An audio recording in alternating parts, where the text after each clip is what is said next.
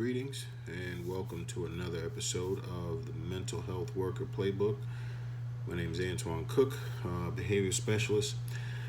Today, I just want to talk briefly about what we need to do as mental health workers during COVID-19 and how we need to work with our clients and some of those skills that we need. I think we need some critical skills. We already have them. We already use them every day. But I think it's important that we enhance these skills on a daily basis to work with our youth, and I'll explain why. So, if you're in a residential program where young people don't go home, or your clients, they may be adults, they don't go home, or they're not able to leave the campus, wherever it may be for you, or if you're in a group home type setting where, again, your clients can't go anywhere, there's a few things we have to keep in mind when we're dealing with our clients. Now, before COVID-19, we had to deal with them on a daily basis with, their challenges, their struggles on a daily basis. Now, because of COVID-19, a lot of things are shut down. Whatever phase we're in, whatever the CDC is putting out, now we have to wear masks. Now we have to quarantine ourselves and things of that nature. The only thing that remains the same is we as the staff, the mental health worker, we leave, we go home, we come back to our environment unless, whatever your program, if it allows you to stay there with the clients, that's fine. But we're leaving and we're coming back to this environment with our clients. So let's take a ride for a second. You have a client who's teenager, a lot of experiences in their past with, domestic abuse, violence in the home, drug abuse, sexual abuse, whatever it is.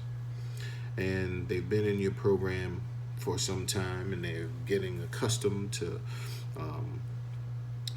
whatever it is in the program, and they're adjusting. And all of a sudden, COVID-19 hits, and now they're restricted. A lot of the activities that they were able to do, they can't do anymore because of COVID-19. So the challenging behaviors that they have or manifest a lot of times more than likely will happen a lot more because they're frustrated, because they're angry, because they're upset, and they're coming to us, the staff, the mental health worker. How come we can't do this? Why we can't? I want to do this. I want to go here. Let's go here. I don't.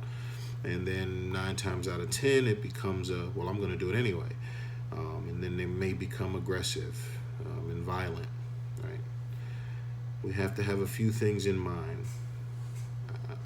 We have to be patient. We already are in our daily work and in our daily life. We are patient in this field. That's one of the key things to being successful in this field is patience. That has to be magnified 100 times over because now we don't know if COVID-19 for a lot of our clients is causing re-traumatization to happen. We don't know if traumatic events that happened to them before is resurfacing, in their mind, and they're thinking things, and what if this happens, and what if they don't? Especially if some of our clients are on certain types of medication, and maybe let's say they start cheeking their medication. So now those diagnoses that they have, now a lot of it that the medication was able to control and suppress are now starting to manifest itself.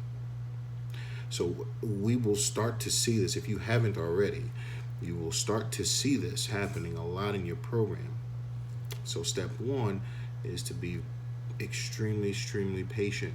I know we're going through our own stuff as mental health workers, but we have to be patient when we're dealing with the clients, because they're going through, I don't want to say more than us, but they're going through a lot and they're not able to deal with it. See, we leave, we go with our families, we're helping whoever, we're dealing with our own lives because we're going back and forth. They're confined to whatever it is in that program, and they can't go anywhere, unless they do leave without permission, and they're going off grounds and doing all kinds of stuff like that.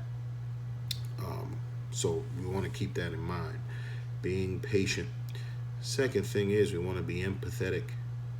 We already are. We're already using it in our practice. We have to be empathetic to the clients that we're dealing with. Keep in mind also, you may be that favorite staff. You may be the person that they come to for support and help and advice. You might be that person. You have to be empathetic to their feelings, and understand that, listen, I understand what you're going through. I get it.